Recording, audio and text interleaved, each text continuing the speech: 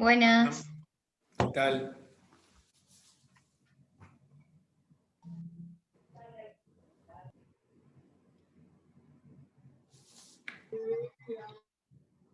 ¿Cómo andan? ¿Todo bien, profe? ¿Vos? Bien, acá andamos.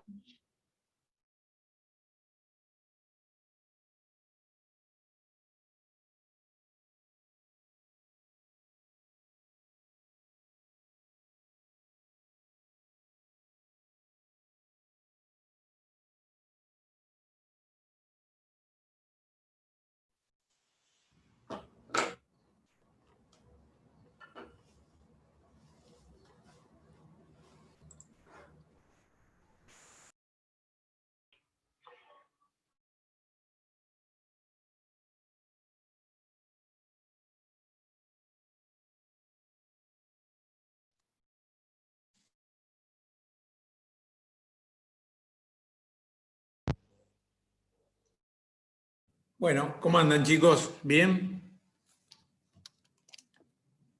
Sí, profe. Hola, ¿todo bien? Bueno. ¿Todo bien? Bueno, hoy a las 8 más o menos tengo un compromiso, vamos a interrumpir.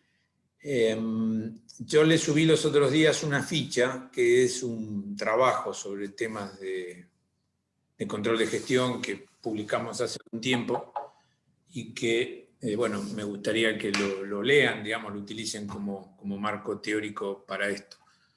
En las prácticas de la semana pasada, ¿qué estuvieron viendo? Cuéntenme, por favor.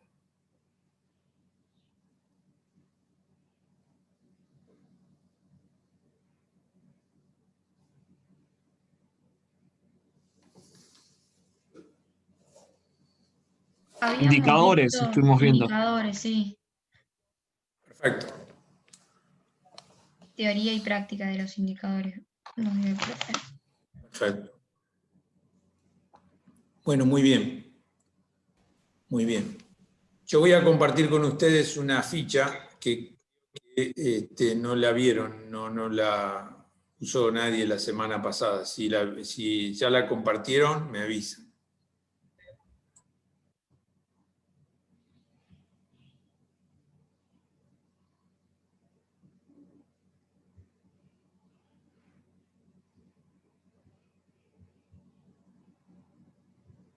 A ver, ¿dónde la tengo?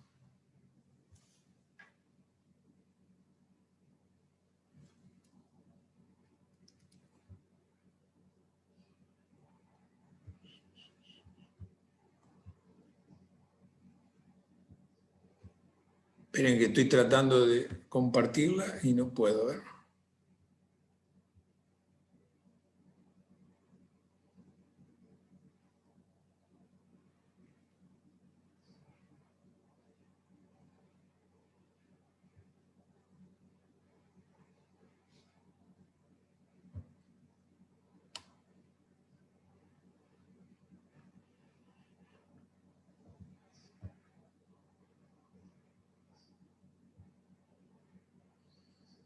Acá está.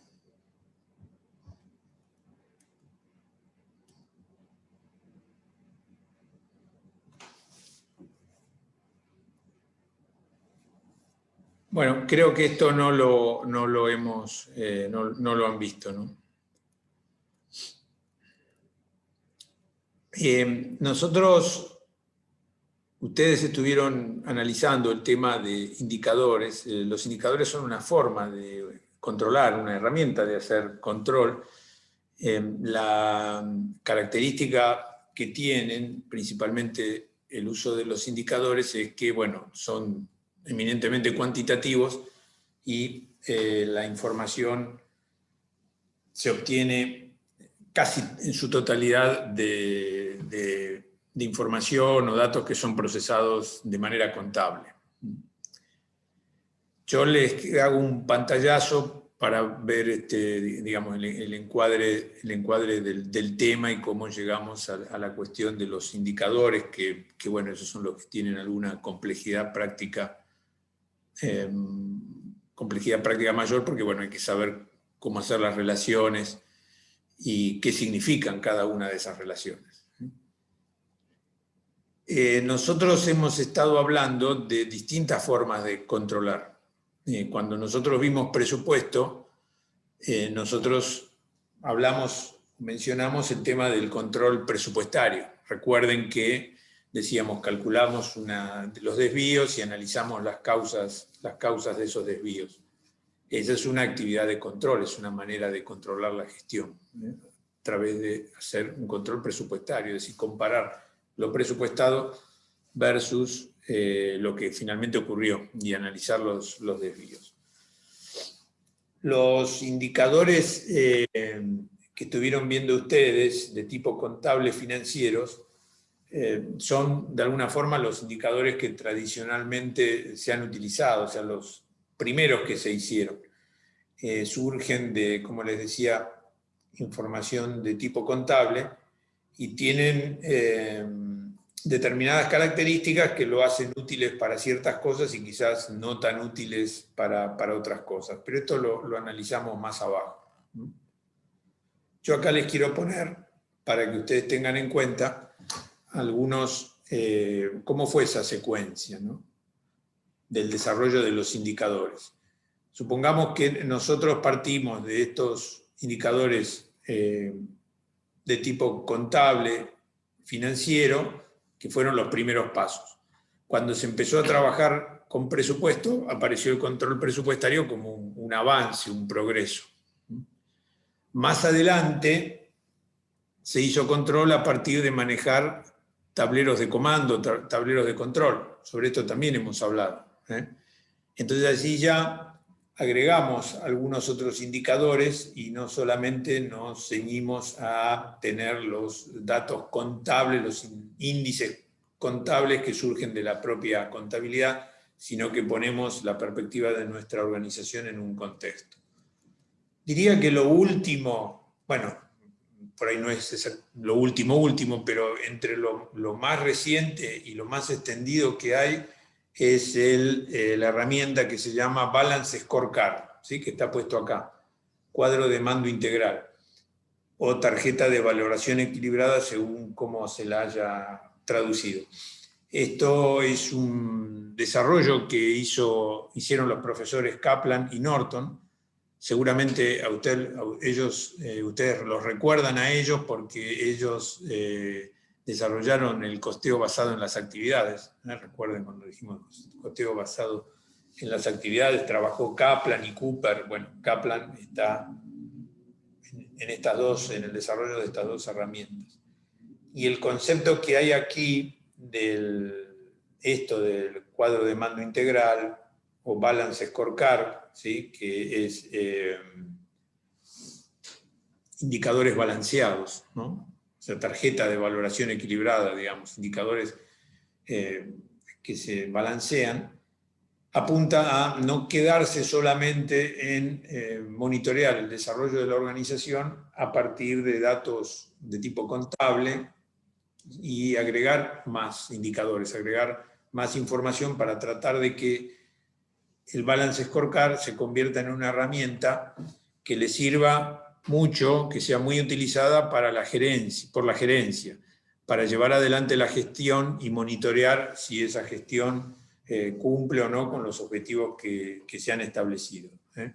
Piensen ustedes que la información de tipo contable es muy utilizada por terceros, o sea, los terceros acceden a información contable que nosotros le damos, o muchas veces esa información está publicada, si nosotros somos una empresa que cotiza en bolsa, pero no acceden y no corresponde que lo hagan a mucha información de tipo interna o algunos indicadores de tipo internos, porque si no sería hacer público lo que muchas veces son secretos de las compañías y no hay que revelarlos.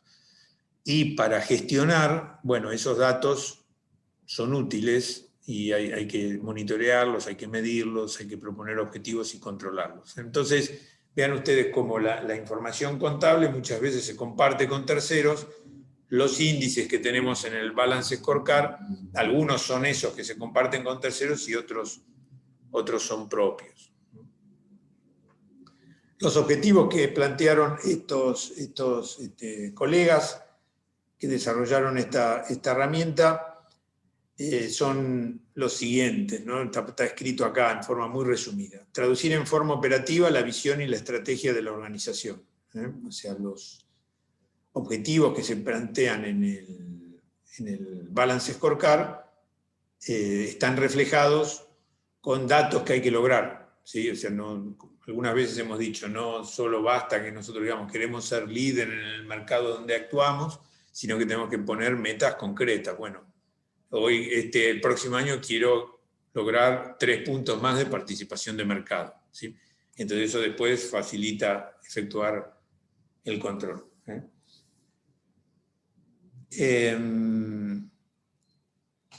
Es una herramienta que de esta manera estaría poniendo más el foco en la estrategia que en el control, o sea, reforzando la estrategia y no solamente enfocándose en el control, o sea, el control como un medio de lograr alcanzar las estrategias que se proponen. La coherencia de los índices de gestión es un tema importante, la consistencia, ¿sí? No puede haber indicadores que sean contradictorios uno con otro. Si nosotros proponemos, por ejemplo, bajar los precios y financiar a los clientes, vamos a tener que contar con los recursos para poder hacerlo, con los recursos financieros necesarios para hacerlo.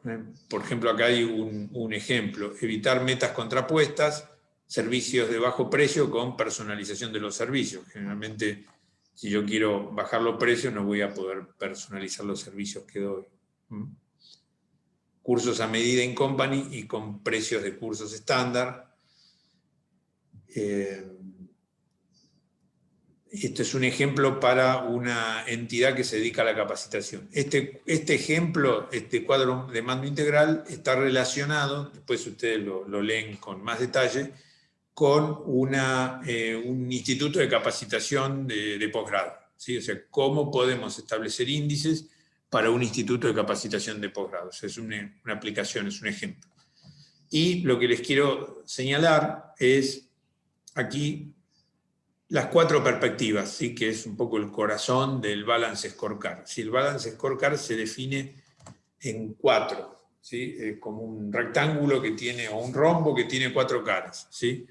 Una perspectiva financiera, una perspectiva del cliente, una perspectiva del proceso interno y una perspectiva de formación y crecimiento. Entonces, lo que nos dicen estos autores es que si nosotros queremos desarrollar un método de control basado en el Balance Scorecard, tenemos que definir objetivos, métricas, medidas y controlarlas con estas 4 perspectivas. Ellos lo han desarrollado de esta manera. La perspectiva financiera es todos los índices. Es lo que vieron el otro día, ¿sí? Los otros días entra dentro de perspectiva financiera. Hay más índices, uno podría usar más índices, hay muchos índices como para usar. Bueno, los que ustedes estuvieron viendo y van a ver esta semana son los más comunes, entran dentro de esta categoría, de esta perspectiva financiera.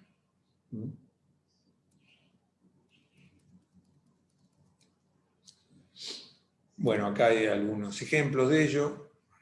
Y acá viene, además, en organizaciones educativas de nivel universitario, y es, como les decía, el ejemplo del Instituto de Enseñanza de Posgrado. Después, dentro del Balance Scorecard, después de esta perspectiva financiera, está la perspectiva del cliente. Entonces, acá ya nosotros nos salimos de esas medidas, digamos, eminentemente contables, y tenemos que buscar algún indicador, algunas medidas, algunas métricas para llevar adelante que nos enfoquen hacia el cliente. ¿Cómo logramos que nuestros clientes estén conformes, estén satisfechos? ¿Cómo logramos fidelizarlos, que nos sigan comprando? ¿Qué posición tenemos en el mercado? ¿Sí?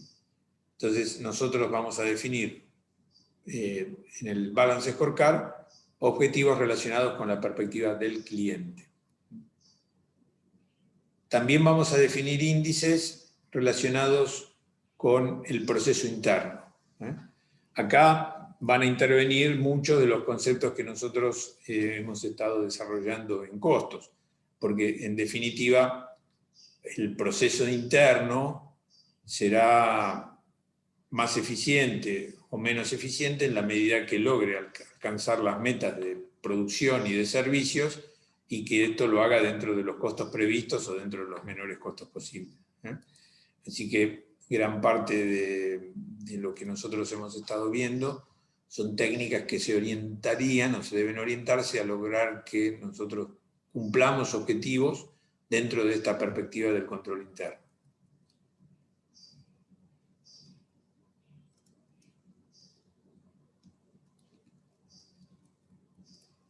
Y la otra perspectiva que señalan los autores es la de formación y crecimiento, ¿sí? Que apuntarían a tener una métrica o algunas medidas de la forma en que la organización está soportando o impulsando o sosteniendo su futuro a mediano o largo plazo. Si nosotros no hacemos, supongamos que nosotros no hacemos nada para tratar de sostenernos, contar con la infraestructura que necesitamos, mejorar, modernizarnos, incorporar novedades, desarrollar nuevos productos, bueno, seguramente capacitar a nuestra gente, seguramente con el tiempo eso nos va a repercutir y nos va a perjudicar a la organización. Entonces, una manera de evitar que eso suceda y tratar de que suceda justamente lo contrario, o sea, que nosotros hagamos esfuerzos para mejorar y crecer, es tener indicadores donde establezcamos objetivos y los cuantifiquemos y podamos medirlos. Y acá nuevamente tienen ejemplos para una organización de tipo educativo. ¿Qué dicen los autores que puede ser una barrera, digamos, que dificulte la implementación de este tablero de comando más sofisticado, ¿no? Que es el Balance Scorecard? Bueno, ellos señalan que una de esas barreras es que exista dificultad en transformar la misión y la visión de la organización en medidas concretas y medibles. Casi siempre, no solo para implementar un Balance Scorecard, este es un problema habitual. Es común que uno se plantee en las organizaciones o las empresas misiones muy ambiciosas y con un enunciado cautivante, pero esto sea difícil de llevarlo a la práctica, o sea, llevarlo en acciones concretas. Bueno, yo quiero ser líder, quiero que me conozcan, que nuestros productos sean los más conocidos dentro del mercado, ¿y qué hago? ¿Cómo lo logro? ¿Qué hago para que esto se consiga? ¿Cómo mido si lo logré o no lo logré o estoy en camino de lograrlo? Un punto importante, dificultad en general para todo el planeamiento estratégico, bueno, también aquí está en el Balance Scorecard. Segundo, barrera para la implementación, la estrategia de la organización no vinculada a objetivos personales o de grupos. Bueno, este problema de los incentivos también es un problema general, digamos, no solamente es una dificultad para implementar el Balance Scorecard.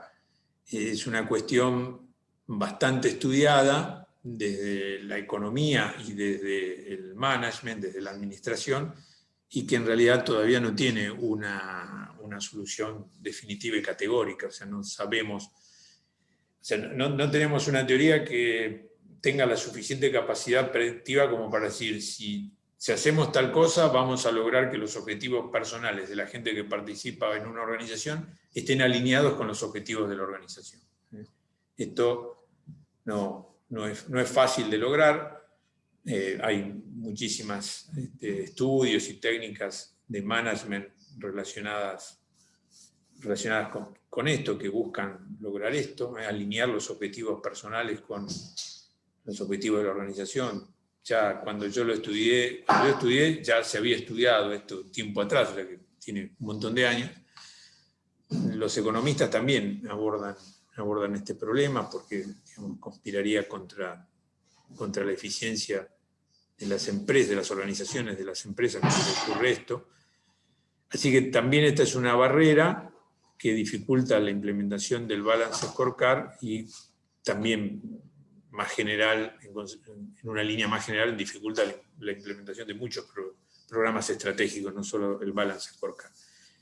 En economía, lo que hay sobre esto es el problema del principal y del agente. Quizás alguno lo recuerde. Esta cuestión de que los agentes no siempre tienen los objetivos que comparten los objetivos que tienen los principales. El agente sería el empleado, el principal sería el dueño, digamos. Otro problema es la estrategia que no está vinculada con la asignación de los recursos. Lo hemos visto varias veces esto. Queremos lograr cosas, pero no nos planteamos que necesitamos los recursos. O sea, a veces ni siquiera sabemos qué recursos son necesarios para lograr lo que queremos lograr, ¿sí? A veces este paso lo conseguimos, pero después no sabemos cómo obtener los recursos. Sabemos lo que necesitamos, pero no sabemos cómo obtener esos recursos. Bueno, para que todo esto sea consistente, hay que resolver estas cuestiones. Y este tema, quizás lo más específico, o sea, más propio de esta cuestión técnica que estamos analizando, el feedback, ¿no? El feedback táctico y no estratégico. Muchas veces los controles, el esfuerzo de controlar se concentra en aspectos de lo táctico de mediano plazo, ¿sí? O inclusive de corto plazo, pero se descuida el otro. Por ejemplo, es muy común que se haga un control bastante exhaustivo sobre la ejecución del presupuesto. Recuerden ustedes que el presupuesto es una herramienta, es una decisión de tipo táctica, porque en general tiene un horizonte de planeamiento de un año. Si el presupuesto es táctico, entonces el presupuesto y los indicadores que surgen del presupuesto los controlamos, pero los índices que tenemos en el Balance Scorecard de tipo estratégico, bueno, no los controlamos tanto. Todo lo que apunta a largo plazo lo diferimos, y no lo cumplimos ahora, decimos, bueno, tenemos más tiempo, y queda para adelante, y a veces eso hace que no se logre. Esto que dice acá es el trabajo que yo le subí. Profe, perdón, ¿podría cambiar un poquito la hoja de cálculo? Que se ve muy chiquita la letra. Sí, cómo no. Gracias. Igual yo después se la subo, pero así la ven. Ahí va mejor, gracias. Me lo hubieras pedido antes. No quería interrumpir, perdón. No, dale, no hay problema. Más vale tarde que nunca. Entonces, les hablé de las 4 perspectivas, ¿sí? En esta ficha, o sea, esto es un Balance Scorecard.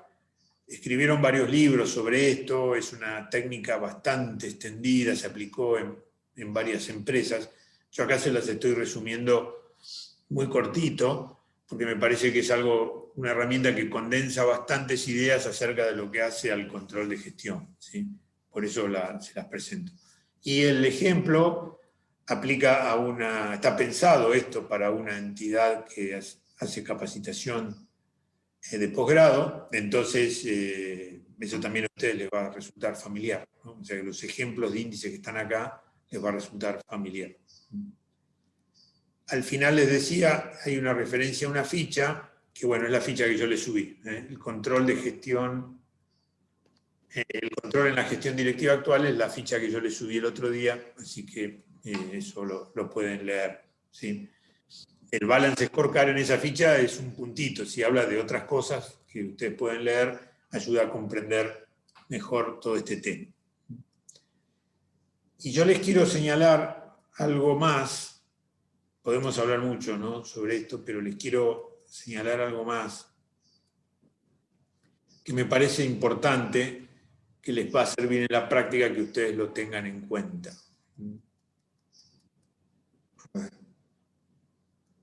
Diferenciar algunos conceptos y actividades de control. Ustedes se las van a encontrar, y es bueno que tengan idea de qué se trata. Y es este punto, ¿no? Otros conceptos para diferenciar. El control de gestión, la auditoría de estados contables, la auditoría operativa y el control interno.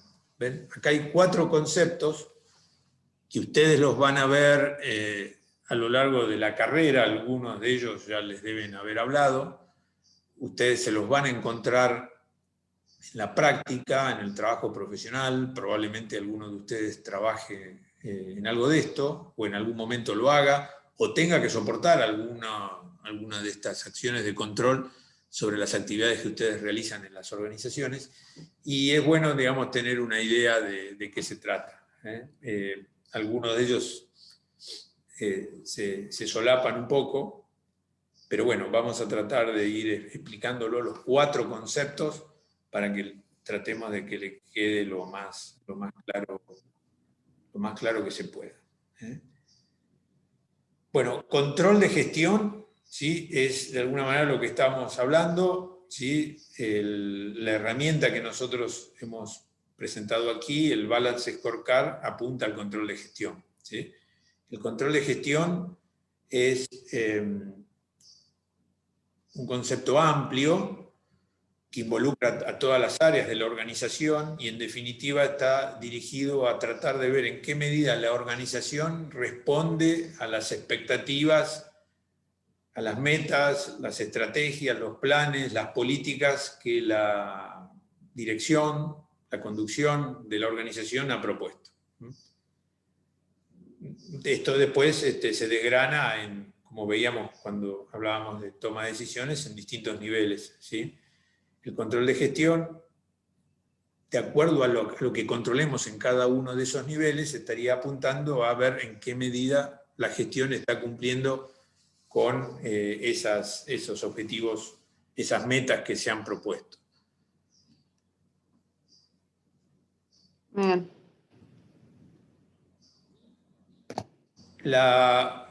Entonces, eso por un lado. El control de gestión, entonces, es un concepto bastante amplio que entrarían muchas cosas, en fin, pero tengan esa idea, ¿viste? Alineamiento entre estrategias y ejecución, ¿viste? Resultados. ¿Sí? ¿De qué manera controlo que los resultados se correspondan con las estrategias y los planes propuestos? Auditoría de estados contables es algo distinto, ¿sí? Perdón, les aclaro algo más. El control general, en control de gestión en general incluimos herramientas que maneja el management, son internas, las maneja la propia organización, ¿sí? No trascienden a terceros. A veces puede trascender porque hay obligaciones o se quiere hacer, pero son esencialmente propias de lo que maneja el decisor, el gerente, el directivo, propias de la organización. Auditoría de estados contables es otra forma de hacer actividades de control, pero es distinto, ¿sí? Los estados contables son la información financiera principal que generan las empresas para uso propio, pero de manera muy significativa para uso de terceros. Nosotros en las empresas hacemos los balances, obviamente el balance lo usa la empresa, pero también lo usan los terceros.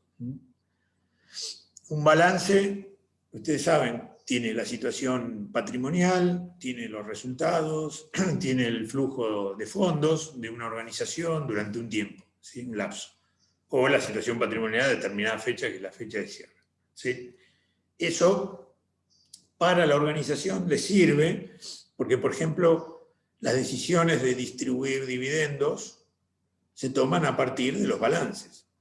Nosotros no distribuimos dividendos a partir de informes de gestión internos, sino distribuimos los dividendos en base a los balances que llamamos de publicación, aunque no se difundan mucho. En algunos casos sí se difunden mucho si nosotros somos una empresa que cotiza en la bolsa, pero igual le llamamos de publicación porque está hecho con pautas de elaboración que son conocidas o tienen que ser conocidas, ¿sí? Entonces, inclusive las decisiones de distribuir dividendos se toman sobre esos balances porque, lógicamente, los balances muestran una situación patrimonial y resultados que le interesa conocer a propios y ajenos, y en definitiva, la distribución de dividendos le interesa, por supuesto, a los propietarios de la empresa porque quieren cobrar los dividendos, pero también le puede interesar a un los terceros, si es un inversor que tiene acciones de esa empresa, o en líneas generales a los terceros si nosotros nos apartamos de las normas y distribuimos, por ejemplo, más dividendo de lo que podemos distribuir para sacar un beneficio y perjudicar a la empresa o los terceros que se relacionan con la empresa. Entonces, ¿qué pasa? Como esa información, esos balances, tienen que ser vistos, tienen que ser analizados o conocidos por terceros, bueno, ¿qué se pide? Se pide que se haga una auditoría de esos balances. Pero esto, la auditoría de estados contables, no es una auditoría que vaya a decir si la gestión está bien o mal, no es una auditoría que vaya a decir si hay control interno o no hay control interno, o es bueno o es malo el control interno. Lo único que dice esta auditoría es que el balance que se está presentando, o los estados contables que se están presentando, están elaborados sobre la base de unas pautas que son las normas contables, ¿sí? O sea, hay un conjunto de normas contables que dicen cómo hay que hacer, cómo hay que preparar esa información, ¿sí? Tienden a ser parecidas todas las normas contables entre todas las empresas y entre todas las empresas de todos los países, ¿sí? Se apunta a eso, no se logra eso, pero se apunta a eso. ¿Y por qué se apunta a eso? Porque la idea de esto es que cualquier lector de información que conozca cómo son las normas contables, lee una empresa de Estados Unidos que le da determinados números para ese balance, y esos números son comparables, si están elaborados de la misma forma, con las mismas normas, con los números que le presenta la filial en Alemania, o la empresa en Alemania. Entonces, ese tercero inversor, o ese banco que tiene que dar un préstamo, dice, bueno, este balance de Alemania está hecho con normas internacionales de contabilidad. Y este balance de Estados Unidos, bueno, justo Estados Unidos tiene algunas diferencias, pero bueno, este balance de Inglaterra está hecho con normas internacionales de contabilidad. Entonces son las mismas normas, se tiene que llegar a mostrar lo mismo ante situaciones similares. O sea, una misma situación, porque aplico las mismas normas para reflejar esa situación, entonces el resultado, la foto que muestro es similar, no es que una sale opaca y en otra sale clara, sino que tiende a ser parecido. Si el objeto que voy a mostrar, la empresa que voy a mostrar es similar, la foto que voy a ver en un caso y en el otro es parecido. Este tema es muy importante porque ante la globalización de los mercados, la globalización de los mercados financieros, de la posibilidad de invertir en distintos lugares, no tiene que haber sorpresas. Uno tiene que manejar, o no debería haber sorpresas, tiene que tratar de manejar información que le muestre la realidad y que tampoco sea muy distinto. O sea, si te dice una utilidad de 10 millones de dólares, bueno, se haya llegado de una manera parecida en un lugar que en el otro, ¿sí? Que no sea una norma contable muy diferente, que en algún caso determinada transacción en un país es una utilidad de 5 millones y en otro país, por determinadas cuestiones de técnica contable, en lugar de 5 millones es 4. ¿Sí? Entonces, estas normas contables buscan armonizar esos aspectos. Y los auditores lo que dicen es que esa información contable cumple con esas normas, o sea, está elaborada a partir de esas normas contables. También los auditores muchas veces aplican normas de auditoría que son internacionales, o sea, las mismas normas para los distintos países. Esto tiende a ser así, se tienden a hacer las mismas normas para hacer este trabajo de auditoría en distintos lugares. Entonces, el resultado que arroja ese control va a ser parecido. Si está todo mal, o una situación que está todo mal, va a dar un resultado desfavorable en el informe del auditor en un país o en el otro, si está todo mal. Este es el trabajo que hacen los contadores, ¿sí? El contador que firma un balance hace este trabajo, hace una auditoría de ese balance, aplicando unas ciertas normas de auditoría para ver cómo la empresa aplicó las normas de contabilidad y da una opinión, ¿sí?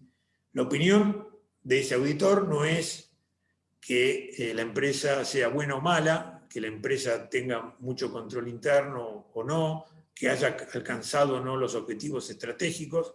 No es esa la opinión. El auditor de un estado contable lo que dice es que esos estados contables responden es decir, que lo que muestran esos estados contables se ajusta a lo que deben mostrar aplicando las normas contables. En general lo que se dice es que expresan razonablemente la situación patrimonial y los resultados. Expresar razonablemente. ¿Sí? Esa palabra razonablemente te dice que no es exacto, no es preciso, pero es razonable. ¿Sí? Bueno, los contadores hablan mucho acerca de cómo manejar esa razonabilidad. Pero nosotros como administradores, bueno, si agarramos un informe de un auditor tenemos que entender qué nos dice, y lo que nos está diciendo es eso. Y si empieza a poner observaciones, son problemas, ¿sí? Entonces si leemos ese informe, tenemos que detenernos también en esas observaciones, porque a veces lo más importante es lo que está puesto entre las observaciones, ¿sí? Entonces ya tenemos visto control de gestión, auditoría de estados contables, control de auditoría operativa. Una cosa, perdón, antes de saltar a auditoría operativa. Ese contador que hace el informe de auditor de estados contables tiene que ser independiente de la empresa, no puede ser parte de la empresa, tiene que ser un tercero independiente de la empresa. Esto, justo ahora me acordé de señalárselo porque viene lo de auditoría operativa, ¿sí? Cuando nosotros hacemos auditoría operativa habitualmente se hace con gente de la empresa, ¿sí? Podemos contratar a terceros para hacer algunas auditorías operativas, pero generalmente se hace con gente de la empresa. La auditoría operativa apunta a ver si, principalmente, el principal objetivo de la auditoría operativa es ver si los procedimientos con que nosotros estamos realizando, ejecutando las operaciones son sólidos, son confiables, y también si podemos encontrar pautas para mejorarlos. Entonces esto es muy detallado, hay que conocer bien cómo se van dando los circuitos dentro de las empresas, cómo se van ejecutando las tareas, porque de ahí la idea de hacer las auditorías operativas es corregir, bueno, las deficiencias que estén en las operaciones e introducir mejoras, ¿sí? Y finalmente, el control interno apunta, también acá podemos hacerlo, es interno, podemos hacerlo con gente de la organización o eventualmente para alguna tarea en puntual contratar a externos, ¿sí? El control interno apunta a comprobar, ¿sí?, que nuestros sistemas de información están reflejando las transacciones en forma correcta, ¿sí? O sea, nosotros tenemos, por ejemplo, un sistema contable, ¿sí? Bueno, ese sistema contable nos captura todas las operaciones que tiene que capturar, no nos deja ninguna fuera, y a su vez lo hace de manera correcta, ¿eh? O sea, no nos deja ventas que hicimos sin registrar, y si hay una venta, la cuenta venta está acreditada y no debitada. Esto es muy burdo, pero bueno, nos dice eso. Es una de las cuestiones que nos dice el control interno. Y también nos dice el control interno, los aspectos relacionados con el control interno se refieren a la protección de los activos de la compañía, ¿sí? O sea, que no, bueno, que no haya faltantes, que no haya robos, que tengamos cuidado de nuestros activos, que no nos olvidemos de actualizar las reservas de marcas o de patentes que nosotros tenemos, lo hagamos antes de sus vencimientos. O sea, cómo protegemos a los activos de la compañía. Estos son aspectos que el control interno aborda, ¿sí?, y que tiene que resolver. Entonces, estas cuestiones son acerca del control interno. Los contadores que hacen auditoría de estados contables suelen aclarar en el informe que ellos no dan una opinión sobre si el sistema de control interno es bueno o malo, ¿eh? No dan una opinión sobre eso, pero sí que lo han visto para ver si los números son confiables o no, ¿sí? Ellos lo miran, ¿sí? No lo evalúan en su totalidad ni hacen críticas sobre el control interno, pero sí lo tienen que mirar para ver si la información que muestra el sistema contable cumple con estas pautas de control interno que les estoy comentando.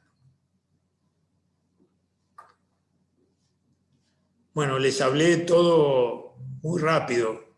Llegaron a... Bueno, supongo que lo oyeron. Llegaron a entenderlo. Me ¿Quieren hacer algún comentario? No, está re claro. Sí, perfecto. Entendió, profe. Muy Hoy bien. se escuchó perfecto el micrófono. Ah, me alegra mucho. Bueno, hoy estamos bien entonces. Miren, acá le puse también otros 4 o 5, son 5 conceptos, digamos, para que por ahí no están muy relacionados, pero bueno, son como tips que le quise señalar cuando escribí esta ficha. Esto que ustedes lo deben conocer, la regla económica del control. O sea, ¿cuándo decido, cuál es el límite para hacer o no hacer un control? O sea, ¿cuándo directamente no lo tengo que hacer? Bueno, acá está puesto al revés. ¿Cuándo lo hago? ¿Sí? Bueno, lo hago cuando la utilidad que espero obtener con el control supere al costo de realizarlo. Si controlar algo, evalúo que hacer un control no me va a provocar descubrir nada significativo ni corregir un error de significación, no vale la pena hacerlo, ¿no? Esa es la regla económica del control, ¿sí? Es decir, llevando al extremo, excedernos de control podría resultar antieconómico. Generalmente a nosotros nos suena raro porque en nuestro país más bien nos falta, siempre falta el control, ¿sí? Pero imaginen que hay otros lugares, entornos, digamos, de mayor confiabilidad, de mayor control, de menor tendencia a que haya fraudes. Bueno, puede haber situaciones donde ciertos controles uno puede dejarlos de lado porque no se justifica hacerlos. El punto que está acá también es que nosotros tenemos que tratar de lograr procesos que logren mecanismos internos de autocontrol, ¿no? Acá algo que aplica en esto muy claramente es la regla del control por oposición de intereses, que seguramente ustedes la han visto, ¿no? Un proceso que funciona de esa manera hace que se controle solo. O sea, el que pide a un proveedor la mercadería no es el que la recibe. Entonces, de alguna manera, al estar las tareas distribuidas, provocan que uno se controle con el otro. Si lo hace el mismo, bueno, puede haber una tentación para cometer un fraude. Si lo hacen dos, y se justifica por la envergadura de la compañía tener esas funciones divididas, ellos solo se controlan, ¿sí? Porque tienen interés opuesto. El que compra no quiere admitir que haya entrado más mercadería del que entró y viceversa. También cuando hay pagos. Bueno, el control por oposición de intereses es una vieja regla de control, ¿sí? Que se aplica hace muchísimo tiempo. Acá con lo de oposición de intereses, el problema que hay a veces es que en las pequeñas empresas no hay volumen suficiente para dividir mucho las tareas, ¿sí? Entonces una misma persona termina haciendo tareas, ¿sí? Que en otra organización estarían separadas. Entonces él mismo no tiene oposición de intereses. No es que tiene un lado bueno y un lado malo, sino bueno, hace las mismas tareas, hay que controlarlo de otra manera, pero no por oposición de intereses, porque es la misma persona.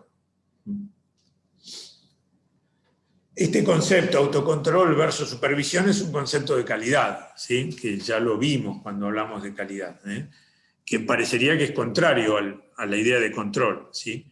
O sea, la supervisión, ¿sí? Apunta a que hay que controlar las tareas, las operaciones, porque el que la hace puede cometer errores o con frecuencia comete errores o hay un riesgo de que cometa fraude, ¿sí?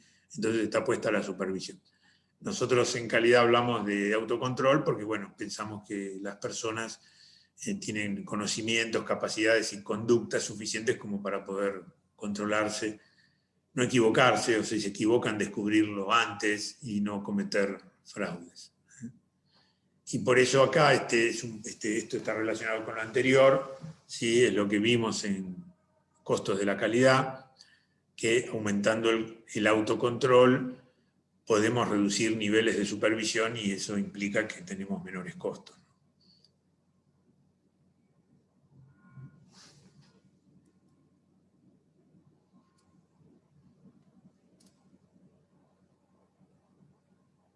Bueno.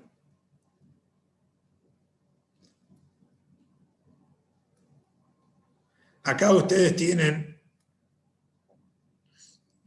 señalados algunos índices, y en la ficha que yo les di también se hablan de algunos índices de tipo económico-financiero. Algunos son más complejos que otros. Yo me gustaría que lo lean, eso, y en todo caso, que lean esto, que ahora se lo subo, lean la ficha que les subí los otros días, y las dudas o preguntas, yo me sumo el miércoles un rato y las vemos, ¿sí?